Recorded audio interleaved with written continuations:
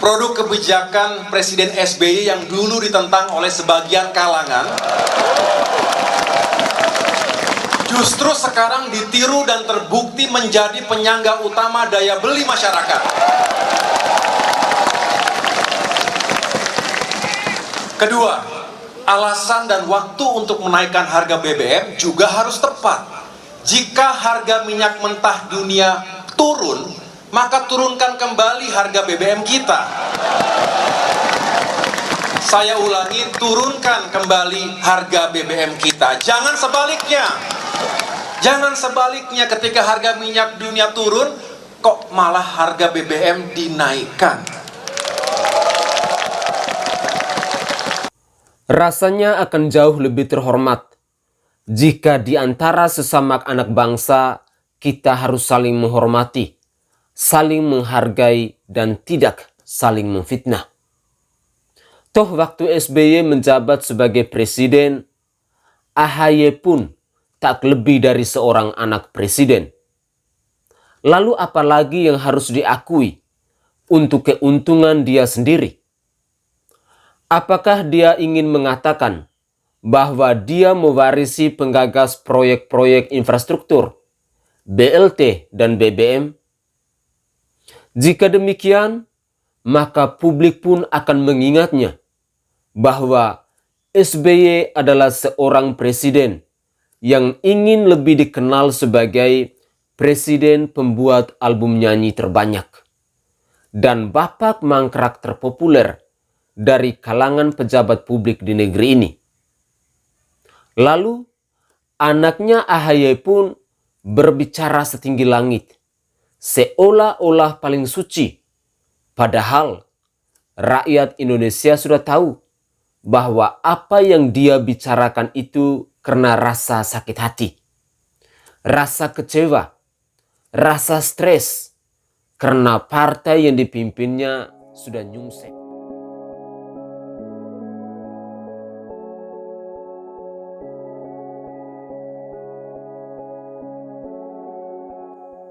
Saudaraku sebangsa dan setanah air, klaim AHY mengenai BLT dan BBM bahwa Jokowi melanjutkan serta meresmikan proyek infrastruktur yang digagas sejak pemerintahan SBY barangkali tak akan muncul jika sedikit saja terpikir olehnya tentang bangsa Indonesia yang berdiri dan diproklamirkan pada tahun 1945 itu bukanlah hasil karya orang per orang. Boleh saja Partai Demokrat berbangga diri karena di dalam rangkaian pembangunan negara ini ada jejak dari pihaknya. Namun terasa berlebihan jika klaim seperti itu diberi muatan yang menafikan keseluruhan aspek-aspek pembangunan yang berkesinambungan. Lalu kenapa AHY tidak membahas juga tentang pembangunan rumah hantu Wisma Atlet Hambalang atau rumah susun yang saat ini dipakai untuk lokasi syuting film Setan 2 serta proyek-proyek mangkrak lain misalnya? Kita tahu proyek itu adalah mega proyek mangkrak SBY saat berkuasa di bangsa ini, sampai-sampai partainya nyungsep seperti sekarang ini. Tentu saja, klaim yang serupa dengan AHY akan terjadi jika presiden sebelumnya bersikap sama. Beruntung karena hanya AHY yang memiliki karakter khas seperti itu. Kalau boleh dibahas, proyek-proyek apa sih yang dimulai sebelum era Jokowi?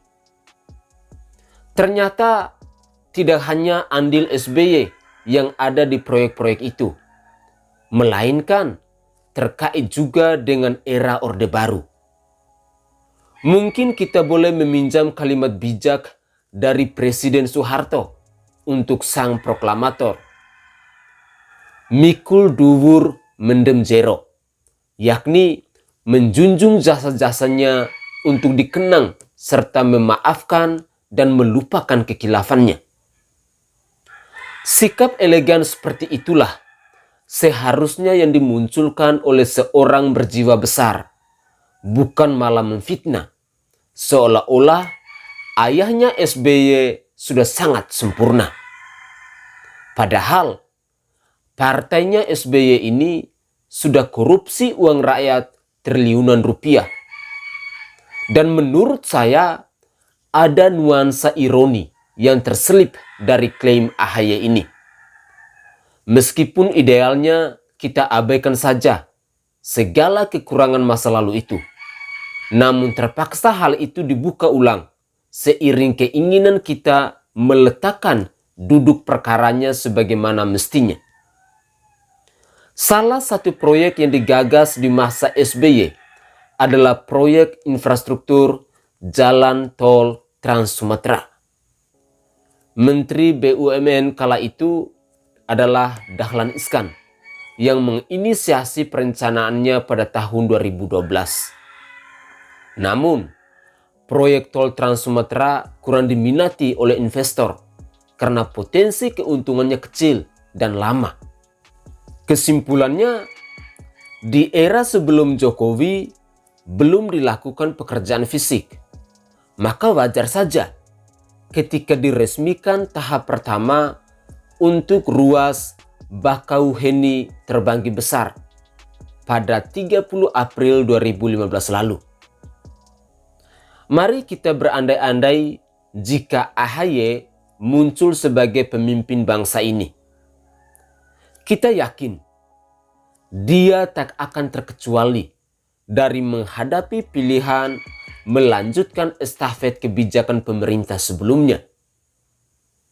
Betapa rumitnya jika dia menggunakan pola pikirnya seperti saat ini, ketika ada fakta yang mengharuskannya mengambil langkah yang juga dilakukan pendahulunya. Proyek lain yang juga dimulai konsepnya semasa SBY, yakni kereta cepat Jakarta-Bandung. Perjalanannya dapat dikatakan bernasib sama dengan gagasan lainnya, berhenti di tahap konsep dan penyebabnya pun seragam, dianggap tidak visible.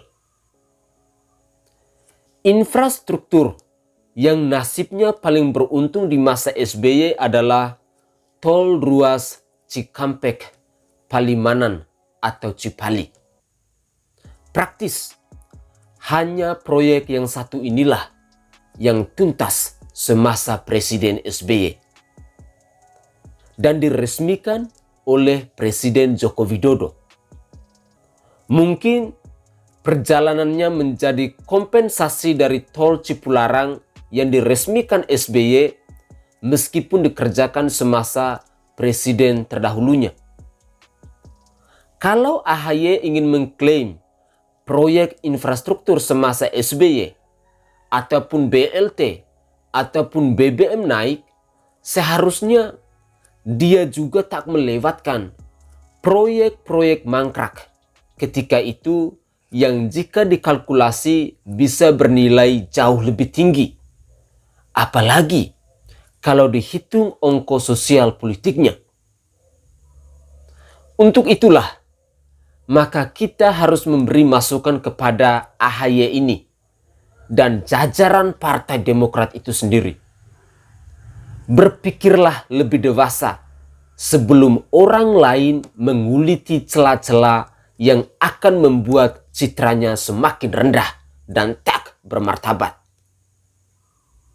Rasanya akan jauh lebih terhormat jika kita di antara sesama anak bangsa harus saling menghormati, saling menghargai, dan jangan saling menjatuhkan. Toh dirinya waktu SBY masih menjabat tak lebih dari seorang anak presiden. Lalu apalagi yang harus diakui untuk keuntungan dia sendiri? Apakah dia ingin mengatakan bahwa dia mewarisi penggagas proyek-proyek infrastruktur? Jika demikian, publik pun akan mengingatnya sebagai pewaris seorang presiden yang ingin lebih dikenal pembuat album nyanyi terbanyak dari kalangan pejabat publik. Untuk urusan yang satu itu, mungkin masyarakat akan jauh lebih mudah mengingatnya ketimbang kontribusi ayahnya dalam menggagas pembangunan di negara ini.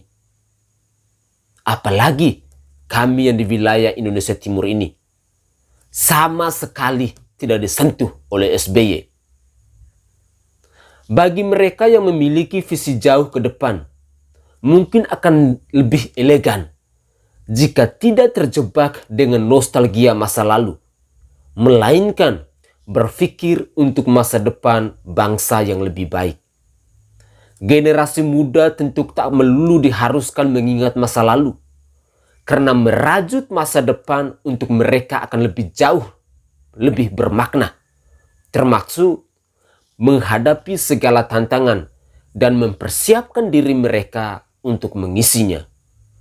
Semoga saja video singkat saya ini bisa didengarkan oleh AHY atau setidaknya didengarkan oleh petinggi-petinggi Partai Demokrat agar mereka bisa paham bahwa jangan saling memfitnah.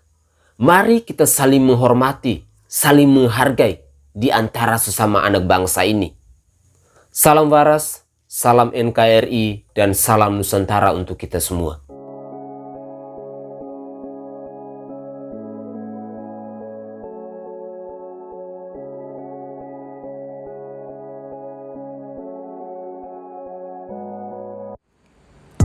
Minyak Prabu merupakan salah satu minyak herbal yang mengandung 81 rempah-rempah asli dan dibuat langsung di Pulau Bali dengan menjamin kebersihannya.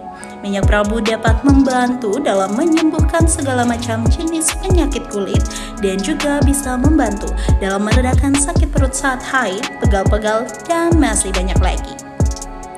Minyak Prabu kini hadir untuk menemani aktivitas kalian semua dan memudahkan untuk dibawa kemana-mana. Minyak Prabu memiliki aroma yang wangi dan pastinya nyaman untuk digunakan.